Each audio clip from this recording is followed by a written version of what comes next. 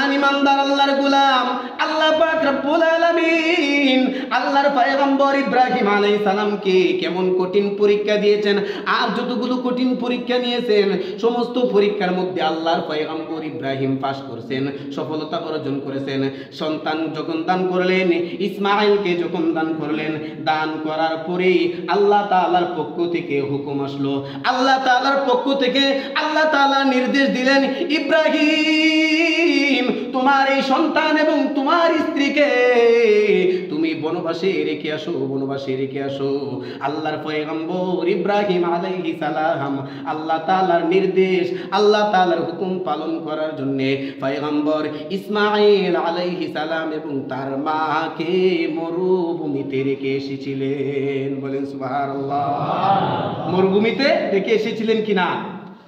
হযরত হাজরা আলাইহিস সালাম এবং ছোট্ট শিশু, অবুঝ শিশু, বুঝে না, ওই শিশু সন্তান সহ একটা মরুভূমিতে, মক্কার মদিনার আরবের মরুভূমির মধ্যে রেখে এসেছেন। মরুভূমির মধ্যে রেখে আসার ফলে ওই মরুভূমির মধ্যে পানির কোনো ব্যবস্থা নাই। কঠিন একটা সময়, সূর্যের তাপমাত্রা অধিক। আল্লাহ পাক রব্বুল আলামিন এই মুহূর্তে তাকে হুকুম করেছে। আর এই মুহূর্তে পয়গম্বর ইব্রাহিম আলাইহিস সালাম হাজরা আলাইহা সালামকে এবং ইসমাঈলকে এই মরুভূমির মধ্যে রেখে এসেছেন। আল্লাহ তাআলা কত মেহেরবান আর দয়ালু। এই কঠিন পরীক্ষার মধ্যেও ইব্রাহিম পাস করছে, আল্লাহ তাআলা পরীক্ষা করছেন আর রেখে এসেছেন। এই কঠিন পরীক্ষার মুহূর্তে ইসমাঈলের মা হাজরা আলাইহা সালাম পানির তৃষ্ণায়, পানির পিপাসায় দৌড়াদৌড়ি করতেছে। অমুক জায়গা থেকে অমুক জায়গায় দৌড়াদৌড়ি করে, সাফা থেকে মারওয়া দৌড়াদৌড়ি করে পানির জন্যে। ওই দিক থেকে তাকায় দেখবেন বালুর মধ্যে যখন রৌদ্রের তাপ পড়ে তখন বালু চিকচিক করে, দূর থেকে বোঝা যায় যেন পানি। আর পানির জন্যে এরকমভাবে হাজরা আলাইহিস সালাম দৌড়াদৌড়ি করতে লাগলেন। কিন্তু 7টা দৌড় দিলেন, ফলে দেখা যায় ইসমাঈল আলাইহিস সালামের পায়ের তল থেকে আল্লাহ পাক রব্বুল আলামিন কুদরতি পানির ব্যবস্থা করে দিয়েছেন। বলেন সুবহানাল্লাহ। আর সেই পানির নাম হলো জমজম পানি। সেই পানির নাম কি? জমজম পানি। আল্লাহ পাক রব্বুল আলামিন এই পানি, এই স্মৃতি কিয়ামত পর্যন্ত রেখে দিয়েছেন। যত হাজী সাহেব হজ করতে যাবে আর এই সাই না করলে হযরত হাজরা আলাইহা সালামের এই 7টা দৌড়, সাফা মারওয়া, সাফা থেকে মারওয়া, মারওয়া থেকে সাফা, যত হাজী সাহেব আছে তারা সবাই সাফা থেকে মারওয়া, মারওয়া থেকে সাফা, এই 7টা দৌড় দিতে হবে পানির জন্যে। কিসের জন্যে? পানির জন্যে। এটা প্রত্যেকটা হাজী সাহেবের জন্যে ওয়াজিব করে দিয়েছেন। বলেন সুবহানাল্লাহ।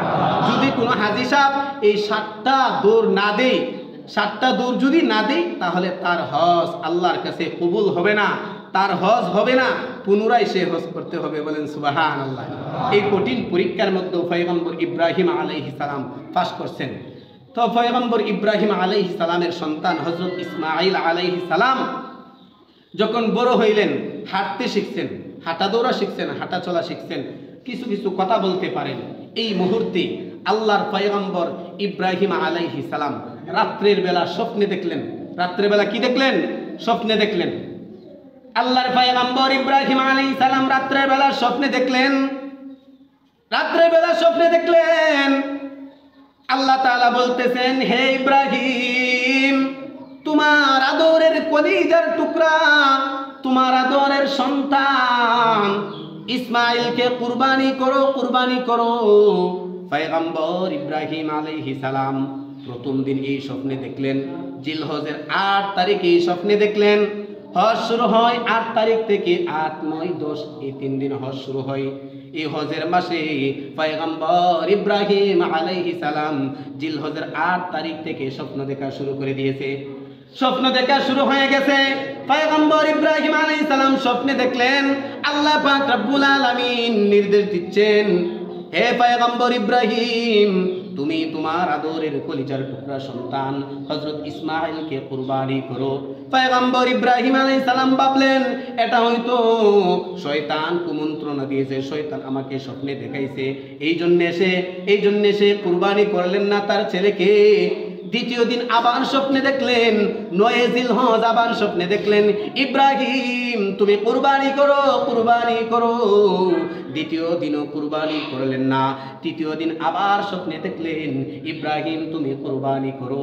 তৃতীয় দিন স্বপ্নে দেখার পরে ইব্রাহিম আলাইহিস সালাম, আল্লাহর পয়গম্বর ইব্রাহিম আলাইহিস সালামের অন্তরে বাড়ি খাইল। ইব্রাহিম আলাইহিস সালাম বললেন আমি তিন দিন স্বপ্নে দেখলাম, এটা আল্লাহ তাআলার পক্ষ থেকে। কারণ নবীদের স্বপ্ন তো মিথ্যা হতে পারে না, নবীদের স্বপ্ন তো ওহী সমতুল্য। আল্লাহ পাক আমাকে সত্য স্বপ্ন দেখাইছে, এই জন্যে আমি আমার সন্তানকে কুরবানি করতে হবে, আমি আমার সন্তানকে কুরবানি করব। আল্লাহ